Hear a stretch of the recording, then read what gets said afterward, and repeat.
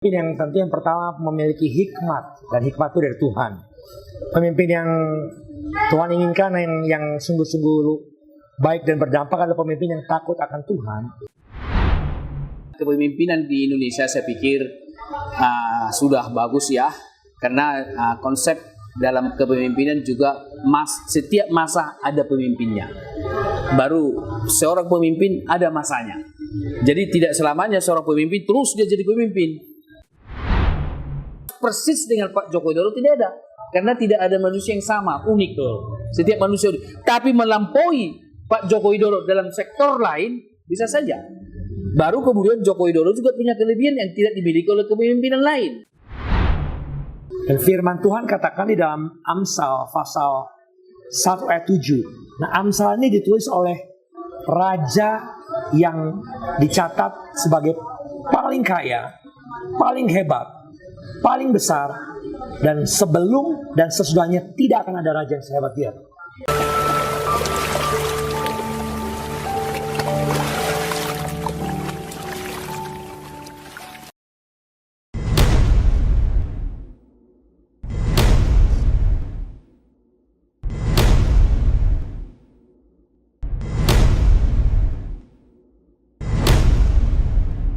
Shalom pemirsa Mata Berita TV dan Mata Berita.co.id. Berjumpa kembali bersama saya Ayu Juliayah dan ditemani oleh narasumber Bapak Pendeta Charles Alvinemia. Shalom, shalom. Terus juga ada bintang tamu kita yang spesial ini, Bapak Dr. Emrus, komunikolog Indonesia, juga dosen di Universitas Univers. Dosen pasca sarjana. Ya, untuk tema kali ini adalah pemimpin Allah firman Tuhan. Tapi sebelum kita berbicara tentang tema, saya ingin mengucapkan terima kasih kepada beberapa sponsor, yaitu KBI Philadelphia Jatinegara, Yayasan Nias, Yesido, Mata Berita Kreatif, Mata Berita TV, dan Mata Berita.co.id. Oke, Bapak Pendeta boleh jelaskan sedikit pemimpin Allah firman Tuhan itu seperti apa? Ya, pemimpin yang sesuai dengan firman Tuhan itu saya temukan ada pemimpin yang tentu yang pertama memiliki hikmat, dan hikmat itu dari Tuhan. Pemimpin yang Tuhan inginkan, yang sungguh-sungguh baik dan berdampak adalah pemimpin yang takut akan Tuhan. Pemimpin yang mencintai dan melakukan firman Tuhan, berjalan dalam kebenaran firman Tuhan. Oke, menurut Bapak selama ini memandang sosok pemimpin yang ada sudah nggak sesuai firman Tuhan, dan bagaimana menurut pandangan Bapak? Kepemimpinan di Indonesia saya pikir sudah bagus ya, karena konsep dalam kepemimpinan juga setiap masa ada pemimpinnya. Baru seorang pemimpin ada masanya. Jadi tidak selamanya seorang pemimpin terus dia jadi pemimpin.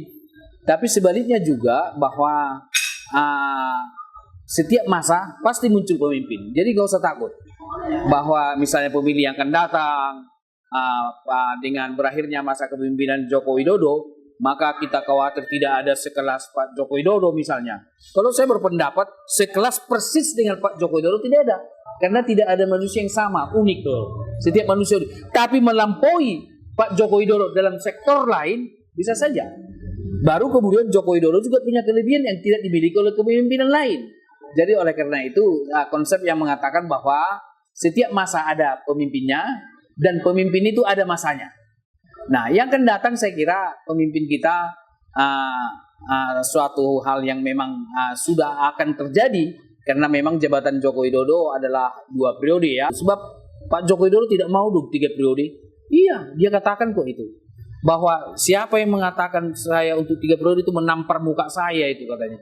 Karena Pak Joko Widodo ini pemimpin yang konstitusional gitu ya. Nah, apakah pertanyaan Ibu Ayu tadi, apakah pemimpin dia ada di Indonesia? Saya kira kalau kita bicara setiap masa, Soekarno dia pemimpin masa kemerdekaan kita. Dia bisa mempersatukan bangsa dan negara Republik Indonesia dari penjajahan. Tidak mudah. Andaikan saya pemimpin pada saat itu atau Pak Joko Widodo pada saat itu, belum tentu bisa melakukan itu karena ada masanya. Pak Soeharto dia juga pemimpin yang baik pada masanya, yaitu kita bisa membawa kepada pembangunan di mana masih ada gonjang-ganjing tentang negara kita. Dia bisa memimpin dengan keteraturan, dengan ketertiban, dengan segala kekurangannya. Tidak ada manusia yang sempurna. Demikian pemimpin-pemimpin selanjutnya. Misalnya kita ambil yang sekarang Pak Joko Widodo. Dia pemimpin yang bagus dalam konteks apa? Kita melihat pembangunan infrastruktur, kita harus akui itu. Baru kemudian bagaimana dia seorang pemimpin membawa bangsa ini ketika COVID-19 yang begitu dalam tanda kutip menghantui, tanda kutip ya, sangat berbahaya. Tapi dia dengan ketenangannya. Salah satu kepemimpinan Jokowi yang hebat dalam COVID-19 adalah, yaitu diperbincangkan waktu itu adalah bahwa siapa yang menerima vaksin pertama. Ini jangan-jangan berbahaya. Isu kan banyak beredar. Gitu. Joko Widodo sebagai orang pemimpin, dia mengatakan bahwa saya yang lebih dulu disuntik. Artinya apa? Dia siap mengambil risiko. Gitu ya. Artinya seorang pemimpin yang baik harus berani mengambil risiko.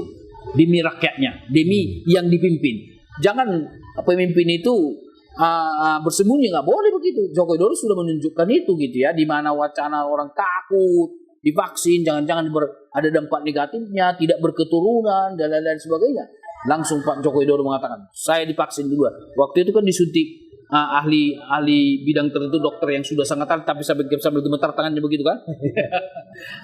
Jadi kita tidak bicara gemetarnya, tetapi kita bicara kepemimpinan, keberanian Pak Joko Widodo. Kemudian kehebatan Pak Joko Widodo misalnya adalah dia pemimpin yang pluralis. Di masa kepemimpinan Pak Joko Widodo kita kan relatif bagus, tidak ada perbedaan antar suku bangsa. Dia pemimpin untuk semua orang, Ya. dia pemimpin untuk semua suku, dia pemimpin untuk semua religiusitas. Kita melihat pelaksanaan keagamaan dilakukan, keagamaan tertentu juga dilakukan, pembangunan rumah ibadah relatif berjalan dengan baik sekalipun ada riak-riak di tempat-tempat tertentu gitu ya, tetapi terkelola dengan baik. Baru kemudian saya melihat di bawah kepemimpinan Pak Joko Widodo adalah bahwa kita bisa bersama-sama sekarang dengan Bhinneka Tunggal Ika ya. Saya kira sangat kita nikmati di masa kepemimpinan Pak Joko Widodo. Kalau kita mau jujur tidak ada yang sempurna. Misalnya apa? Dia janji dulu bahwa tidak ada impor beras. Impor beras kita, gitu kan? Artinya tidak ada yang sempurna. Kita harus jujur. Jadi oleh karena itu, kalau kita apalagi diskusikan impor beras misalnya, ya boleh jadi daripada kita kelaparan. Kenapa? Segala sesuatu yang kita rencanakan tidak semua 100% bisa terwujud. Dinamika sosial sangat tinggi. Jadi kalau memang harus janjinya itu harus dipertahankan, lalu kita kelaparan, jadi harus berani take risk. Sekalipun itu adalah tidak populer gitu ya. Sekalipun itu tidak sesuai janjinya. Tetapi di sisi lain, saya kira misalnya katakanlah COVID-19 kita ambil contoh lagi, bahwa di situasi ekonomi dunia yang melemah, tetapi bisa tumbuh pertumbuhan ekonomi kita dari minus menjadi 7%. Luar biasa. Selama COVID ada nggak kita kekurangan beras? Ada nggak sulit kita peroleh? Kalau minyak goreng kemarin kan itu bukan karena COVID itu ya, karena adalah kelompok tertentu. Orang kelapa sawit kita banyak sekali kok kurang minyak goreng. Tapi begitu diganti menterinya terkelola dengan baik kan? Artinya ada sekelompok orang yang berbuat yang tidak pas. Jadi saya melihat kepemimpinan Pak Joko Widodo itulah masa dia. Ke depan kita lihat ada dua calon pemimpin kita, sekalipun itu tidak tahu siapa, Bung Anies, Ganjar Pranowo, sama kemudian juga Airlangga Hartarto, Prabowo. Tapi siapapun yang terpilih dari empat ini nanti, yang kita titipkan kepada mereka supaya tetap ada sustainable pembangunan di semua bidang. Apa yang dilakukan oleh Pak Joko Widodo kita teruskan, tapi ada kekurangannya, ya kita perbaiki, artinya atau boleh jadi tidak dilanjutkan. Hal yang sama juga pemimpin kita yang akan datang, siapapun di antara mereka.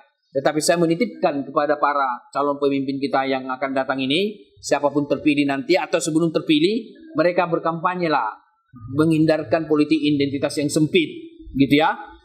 Menghindarkan eksklusivitas. Jangan bicara lah di situ misalnya seolah-olah mengangkat isu agama. Ada kuno itu namanya itu. Kan kemarin di pilkada juga muncul itu. Kalau memilih ini maka tidak dimandikan. Ada itu. Politik sorga itu nggak boleh itu muncul ya. Baru kemudian apa lagi? Kalau dalam pilpres itu kalau sosok ini menang maka kita tidak bisa melakukan ibadah agama kita, itu politik sorga itu. Nggak bagus itu. Nah, orang-orang kerdil yang berpidato. Tapi saya harus katakan, yang mengatakan itu sekelompok orang, bukan paslon, bukan partai politik, bukan tim sukses. Tapi ada sekelompok orang tertentu menggelorakan itu, menyampaikan itu untuk berafiliasi kepada kekuatan politik paslon tertentu. Maka oleh karena itu saya nitip pesan kepada teman-teman calon presiden kita, kan mereka itu calon presiden kan teman-teman kita juga kan, Ganjar Pranowo teman kita itu, Prabowo juga teman kita itu. Artinya kita titipkanlah bahwa jangan membawa politik identitas dalam berpolitik nantilah. Sekarang kan sudah mulai muncul isu-isu tentang pelanggaran HAM, nggak bagus itu. Jadi artinya kita lihat Prabowo misalnya, seolah-olah dialamatkan ke situ, nggak bagus. Kenapa? Sudah 2 kali dia calon, 3 kali, 1 calon wakil presiden, 2 kali presiden, berarti sudah memenuhi syarat. Nah, kita kemana fokus? Kepada gagasan besar, kepada program, kepada sesuatu yang kita turunkan yang sifatnya operasional. Itu yang harusnya disampaikan oleh para calon atau para kandidat untuk pemimpin yang akan datang. Untuk itulah saya meminta kepada para kandidat presiden itu, masuklah kepada gagasan besar. Tidak bicara lagi misalnya, wah ketika aku gubernur, saya bangun di sana, di waktu itu tidak ada listrik, sekarang sudah ada listrik. Pak Lurah aja juga bisa memimpin membangun listrik, bukan di situ. Gagasan besar untuk kebangsaan. Misalnya, bisa nggak mereka menawarkan suatu clean economy? Jadi clean economy itu artinya menawarkan bahwa pembangunan di masa pemerintahan dia adalah kita menggunakan bahan bakar baru yang dibaharui, yang bisa dibaharui, renewable gitu ya. Nah, energi gitu ya. Baru yang kedua, tawarkan dong misalnya adalah green economy. Green economy artinya dengan pengeluaran, katakanlah dengan efisiensi yang tinggi, dengan produktivitas yang tinggi. Nah, itu baru pemimpin. Jangan nanti ada kelompok-kelompok orang tertentu, mensaundi perbedaan-perbedaan. Saya mau jujur ini. Tapi sebelum itu ada satu lagi yang saya tawarkan, blue economy. Artinya bagaimana mengelola laut kita yang sangat luar biasa ini. Jadi ekonomi kita tidak hanya persoalan tambang di Papua dan di mana. Di laut itu banyak kekayaan kita, Bu. Bisa kaya raya. Nah, ini yang harusnya para pemimpin ini pada level ini yang mereka turun dan buat katakanlah pemikiran besar gitu ya, baru diturunkan pada program dan kemudian kepada operasional. Jadi jangan lagi nanti ada kelompok-kelompok tertentu memperbedakan agama dan kepercayaan. Saya terus terang mengatakan orang-orang yang seperti ini adalah orang tidak mengerti hakikat manusia. Kenapa? Manusia satu dengan manusia lain berbeda enggak? Berbeda. Berbeda kan? Manusia satu dengan manusia lain berbeda. Artinya apa? Bahwa 2 manusia kembar, ayahnya sama, ibunya sama itu, yang lahir itu perempuan dua-duanya, berbeda. Memang Tuhan menciptakan kita berbeda kok. Saya tidak terbayang oleh saya Pak Pendeta, andaikan homogen seluruh umat manusia di dunia atau Indonesia, laki-laki semua. Jadi kita nggak boleh yang beda-bedakan seperti itu. Betul, karena Tuhan menciptakan kita memang sudah beragam. Contoh, saya kasih contoh Ibu ya. Mangga. Berbeda enggak mangga? Ada mangga Indramayu, ada mangga harum manis, ada mangga tuba. Kampung saya pergilah ke Samosir, ada mangga tuba enak banget itu. Sama-sama mangga, tapi bervarian. Nah, oleh karena itu, tapi saya terus terang mengatakan orang-orang mempertentangkan itu sesungguhnya 2 kemungkinan. Dia Machiavellian, menghalalkan semua cara untuk memperoleh simpati, karena kita komunitas tertentu gitu. Saya salah sebesar misalnya, Undang-Undang Dasar 45 kita sudah sangat bagus lebih.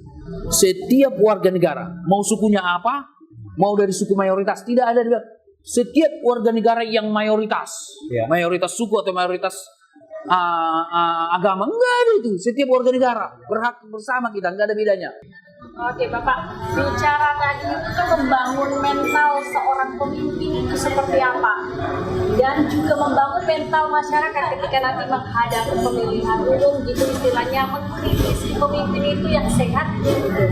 Bagaimana? Saya rasa kembali ke laptop yang saya sampaikan tadi adalah seorang pemimpin harus, yang saya tangkap dari Pak Emus adalah orang yang bijaksana. Betul. Bijaksana itu berarti dia di situ kata kunci pendeta. Mendapat banyak informasi, dapat banyak masukan, tapi dia bisa memproses dengan baik, bijak dalam mengambil sebuah keputusan. Jadi keputusan yang diambil itu bukan karena opini masyarakat semata orang lain, tapi dia tahu dan dia berdasarkan sesuatu yang baik dan benar. Nah, orang yang bijaksana itu tentu saya katakan tadi adalah orang yang memiliki hikmat. Dan firman Tuhan katakan di dalam Amsal pasal 1 ayat 7. Nah, Amsal ini ditulis oleh raja yang dicatat sebagai paling kaya, paling hebat, paling besar, dan sebelum dan sesudahnya tidak akan ada raja yang sehebat dia. Dia adalah Raja Salomo atau Sulaiman kalau dari tetangga kita. Dikatakan begini, takut akan Tuhan adalah permulaan pengetahuan. Bahasa Inggris katakan the fear of the Lord, the beginning, permulaan of the wisdom. Jadi hikmat, bijaksana, hikmat dimulai dari takut akan Tuhan. Dikatakan orang yang bodoh menghina hikmat dan didikan. Saya analogikan seperti ini. Kalau kita main tenis misalnya, kita main tenis lalu kita punya raket yang mahal sekali. Kita tahu lapangannya bagus, bolanya bagus. Tapi kalau kita cuma punya raket yang mahal, lapangan yang bagus, bola yang bagus, kita nggak akan bisa mengerti sampai kita tahu bagaimana cara memukul bola yang benar. Jadi pengetahuan, informasi atau properti yang kita punya nggak cukup untuk disebut sebagai hikmat. Tapi hikmat adalah know-how, bagaimana cara menggunakan itu. Orang yang punya hikmat adalah bukan orang yang punya alat baik, raket yang baik, tapi bagaimana cara menggunakannya. Ketika bola masuk sini, dia harus forehand. Bola masuk sini harus backhand. Nah, itu yang disebut dengan hikmat. Nah, firman Tuhan katakan orang yang memiliki hikmat adalah orang yang takut akan Tuhan. Jadi saya percaya bahwa seorang pemimpin yang baik, yang akan berdampak kepada masyarakat yang baik tentunya, adalah seorang pemimpin yang punya hikmat dan bijaksana. Orang yang mengambil keputusan dengan benar bukan hanya untuk kepentingan sendiri atau kepentingan masyarakat tertentu, tapi untuk kepentingan orang banyak. Tadi Pak Emrus kasih angkat satu fakta yang luar biasa bahwa Bhinneka Tunggal kita terdiri dari berbagai suku, bahasa, mungkin yang terbesar di dunia kali Pak, dari segi bahasa. Karena kita kepulauan yang berbeda daerah dan berbeda bahasa.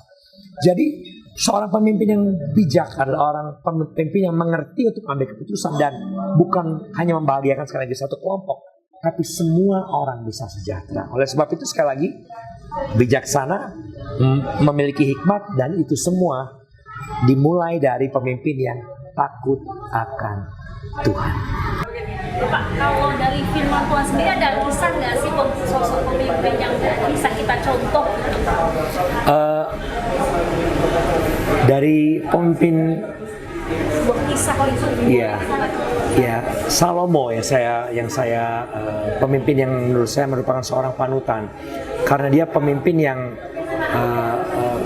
bukan hanya bijaksana, tapi waktu dia diberikan pilihan untuk memilih apa yang dia minta, ya ada orang yang minta kekuasaan, minta kekayaan, minta ketenaran, tapi yang dia minta cuma satu, hikmat. Karena hikmat itu adalah sumber atau akar dari semuanya. Sebuah tindakan dimulai dari pikiran. Nah, orang yang memiliki kebijaksanaan dan hikmat itu pasti akan mengambil tindakan yang terbaik dan tepat. Ya, yang tepat dan yang baik. Nah, oleh sebab itu saya kagum sama Raja Salomo ini karena dengan hikmat yang dimilikinya itulah yang membawa dia menjadi seorang raja yang besar, raja yang tenar, bahkan dia yang dipercaya Tuhan juga untuk membangun bait Allah kan. Jadi dengan hikmat itu ketenaran dia dapat, kekuasaan itu dia dapat, kekayaan juga dia punya, sehingga itu yang membuat dia menjadi seorang pemimpin yang bukan cuma disukai Tuhan, berkenan kepada Tuhan at some point dalam beberapa waktu kehidupannya, tapi juga disukai oleh rakyat atau orang sekelilingnya. Itu penting. Jadi disukai Tuhan dan disukai oleh orang-orang sekelilingnya. Oke, kita masih banyak nih pertanyaan, tapi kita tunggu dulu. Baik, pemirsa, kita akan kembali setelah pesan-pesan berikut ini.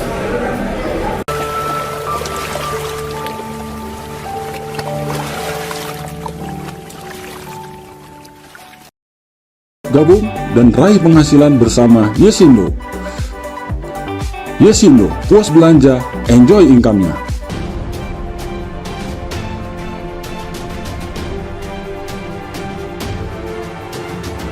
Itulah inquiry disidik oleh kepolisian.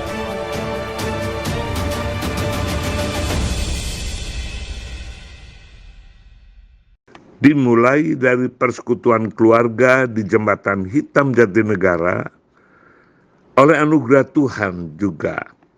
Maka bertumbuh dan berkembanglah ia menjadi sebuah gereja perumahan di pintu Pasar Timur Jatinegara. Oleh visi ilahi gembala setibanya dari gereja terbesar di Korea pada tahun 1985, maka dibangunnya sebuah gedung 4 lantai yang diberi nama Gereja Betel Indonesia Philadelphia, yang artinya kasih persaudaraan yang terdiri dari berbagai suku dan bahasa. Persekutuan dan persaudaraan yang manis di setiap ibadah dan kegiatan memungkinkan suasana surga terasa di dalamnya. Jemaat terus bertumbuh, berakar dan berbuah lebat bagi kemuliaan namanya. Soli Deo Gloria.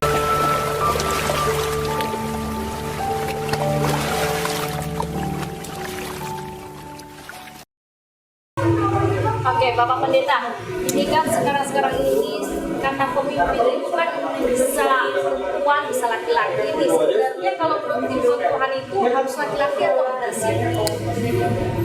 Di firman Tuhan tercatat bahwa seorang pemimpin, seorang perempuan bisa menjadi pemimpin.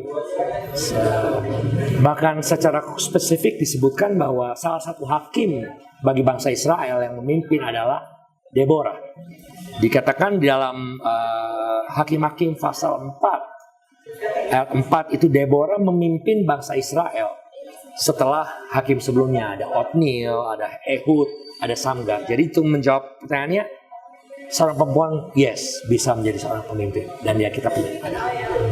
Bapak Emrus, ini kan kalau kita kaitkan dengan dinamika politik itu kan ada isu pemimpin itu tidak harus laki-laki tapi perempuan juga bisa karena sudah emansipasi wanita. Pandangan Bapak seperti apa? Baik, saya termasuk yang tidak setuju emansipasi wanita. Artinya kalau kita pakai emansipasi wanita berarti wanita lebih rendah. Iya kan, nggak boleh itu.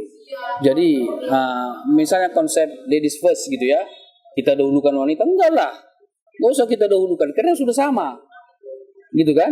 Jadi perempuan juga kalau misalnya ladies first tolak, saya sama dengan kau, gitu kan. Artinya antri dan lain-lain. Kalau kau belakangan, antri aja belakangan. Duluan ya duluan gitu. Demikian juga dalam konteks peran sosial. Saya tidak bicara soal konteks agama karena saya tidak mau ke wilayah itu. Bisa saja misalnya contoh ada enggak agama tertentu pemimpin agamanya harus laki-laki? Kalau di gereja saya bisa pendeta perempuan, gitu ya. Suatu saat nanti Pusaka KBP harus bisa itu perempuan itu, gitu ya. Kalau terpilih, gitu ya. Tapi kalau misalnya ada agama tertentu harus laki-laki, saya nggak mau masuk ke wilayah itu, karena saya pengetahuan saya tentang itu tidak kuat, gitu ya. Nanti saya bisa dikritik saksi. Tapi dalam konteks peran sosial itu tidak bisa dibedakan. Sekarang kalau kita mau lihat perempuan di semua sektor bidang profesi sudah ada nggak? Spesialis, apalagi pilot, apalagi yang hebat-hebat, ahli teknik sipil, baru kemudian semua profesi yang bidang yang positif, semua ada perempuan. Termasuk di bidang yang negatif. Itu ada nggak jagoan perempuan pemimpin preman? Ada juga. Artinya bahwa semua hal bisa perempuan gitu ya. Nah, kalau kita bicara historikal, kenapa muncul konsep emansipasi wanita? Karena memang zaman dulu nenek moyang kita dikonstruksi bahwa wanita itu lemah. Saya bilang wanita itu lemah karena dikonstruksi secara sosial. Aku perempuan, aku masak, aku ini. Sekarang buktinya kita lihat. Kita mau fair. Dalam konteks relasi kita dengan suami kita atau istri kita, emang perempuan itu lebih lemah dari kita. Oh, jangan coba berpikir, berdebat. Jago dia. Istri saya lebih hebat dari saya dalam semua sektor, gitu ya. Jangan coba-coba, nggak usah aku buat lebih detail lah. Ibu udah tertawa, gitu ya. Jadi artinya bahwa memang secara natural laki-laki dan perempuan itu sama-sama hebat, gitu ya. Ya, kadang-kadang kalau kemarin pernah diisukan itu suatu ketika itu beberapa tahun yang lalu, wah ini perempuan bukan pemimpin Indonesia. pertanyaan kritik kita, kok jadi gubernur kok bisa perempuan? Kok nggak bisa presiden? Bupati bisa perempuan. Nah, untuk itu ibu siap-siaplah jadi presiden Republik Indonesia nanti.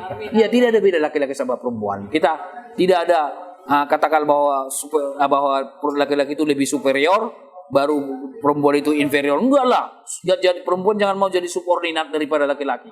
Iya, harus setara. Tapi apakah ibu sebagai perempuan mengasihi suamimu, mengasihi anak? Boleh.